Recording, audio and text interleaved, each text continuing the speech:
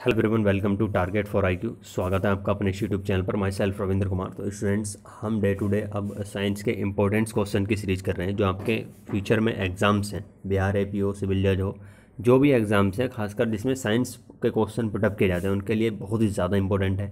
तो चलिए पहले क्वेश्चन से शुरुआत करते हैं।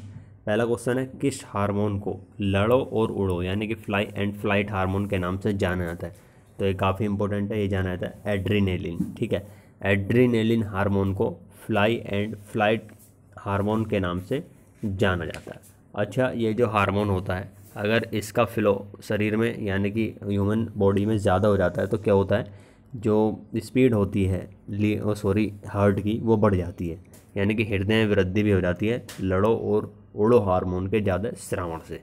तो इतना आपको इस क्वेश्चन से याद रखना है।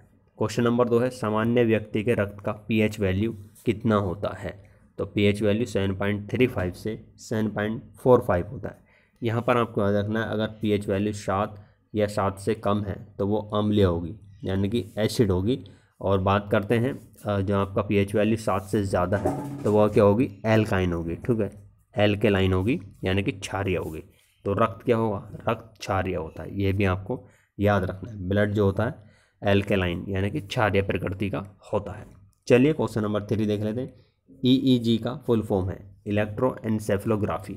इलेक्ट्रोएन्सेफलोग्राफी ईईजी का फुल फॉर्म है। ये यूज़ में किस में आता है? बेसिकली माइंड से रिलेटेड, ह्यूमन ब्रेन से रिलेटेड जितनी भी डिसीज़ होती हैं उनका पता इसी के परीक्षण द्वारा लगाया जाता है। ठीक है, तो आपको इतना इस क्वेश्चन से याद रखना है। चलिए क्वेश्चन नंबर 4 है, एनोस्मिया एक रोग है। जो एनोस्मिया है, एनोस्मिया, तो ये एक डिसीज़ है और ये किस कारण कौन सी डिसीज़ है? तो ये जो है आपका सूंघने की शक्ति का इसमें नाश होता है। ठीक है, स्निफिंग जो भी हमारी पावर होती है उसमें इसका बहुत ही कम वैल्यू हो जाता है, हमें पता ही नहीं चल पाता है। ठीक है, कि क्या चीज़ है क्या नहीं, सूंघने से भी। तो ये स्निफिंग पावर इसमें बिल्कुल इसमें ख़त्म हो जाती है। तो आपको इतना इस क्वेश्चन से याद रखना है। बाकी देखते हैं क्वेश्चन नंबर 5, हीलियम, नियोन आदि गैसें कहलाती हैं। तो ये सभी गैसें जो हैं आपकी नोबल गैस कहलाती हैं। नोबल गैस में आपको सारी गैसें याद रखनी है, जैसे helium, neon, organ, krypton, xenon और रेडॉन। ठीक है, ये 6 की 6 आपको याद रखनी, काफ़ी इंपॉर्टेंट है। Helium, neon, organ, krypton, xenon, ये सभी केमिकल रूप से क्या है, सभी आपकी अक्रिय गैसें भी हैं, ये भी आप याद रखिएगा। नॉन एक्शन गैसें भी इनको कहते हैं और साथ ही साथ नोबल गैस भी हैं। तो काफ़ी इंपॉर्टेंट है, याद रखिएगा। चलिए क्वेश्चन नंबर 6 देख लेते हैं। मानव शरीर में विटामिन ए संचित रहता है, यानी कि विटामिन ए जो है वो कहाँ पर कलेक्टेड रहता है मानव शरीर में, ह्यूमन बॉडी में? तो वो रहता है लीवर में यानी कि यकृत में। अब लीवर में, यकृत में ये कलेक्टेड रहता है। तो विटामिन ए से रिलेटेड जितने भी फैक्ट हैं वो भी आप याद रखें। विटामिन ए का केमिकल नेम रेटिनोल है और इसकी कमी से कौन सा रोग होता है? रतौंधी रोग होता है। ठीक है, रतौंधी रोग होता है इसकी कमी से। और एक है जीरोप्थेल्मिया, वो भी इसी की कमी से होता है, जीरोप्थेल्मिया। ठीक है, बाकी विटामिन ए जो है उसके सोर्सेज क्या हैं? मिल्क है, एग्स है, ऑयल ऑफ फिशेस है। ठीक है, ये इसके प्रमुख स्रोत हैं। तो आपको इतना इस क्वेश्चन से याद रखना है। बाकी आपको यकृत में इससे पहले भी प्रीवियस वीडियो में बताया था कि यकृत से जो बाइल होता है यानी कि पित्त होता है उसका श्रावण होता है। पित्तरस जो होता है वो कहाँ से निकलता है? यकृत से ही निकलता है। चलिए इतना आप याद रखेगा। क्वेश्चन नंबर 7 है, रडार के आविष्कारक थे। तो रडार के जो आविष्कारक थे वो थे रॉबर्ट वाटसन।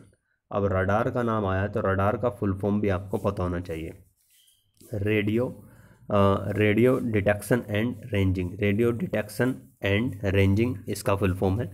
तो काफ़ी इम्पोर्टेंट है और इसके द्वारा जो पता लगाया जाता है, जो भी गतिमान वस्तु होती है उनकी चाल, दूरी, दिशा आदि का पता लगाया जाता है। ठीक है, तो आपको इतना इस क्वेश्चन से याद रखना है। चलिए क्वेश्चन नंबर 8 देख लेते हैं। ध्वनि का वेग यानी कि जो भी ध्वनि की स्पीड होती है वो सबसे ज़्यादा किस में होती है? तो वो इस्पात में, स्टील में होती है सबसे ज़्यादा। ठीक है, स्टील में होती है। और ये तो बेसिकली क्वेश्चन है कि सबसे कम किस में होगी?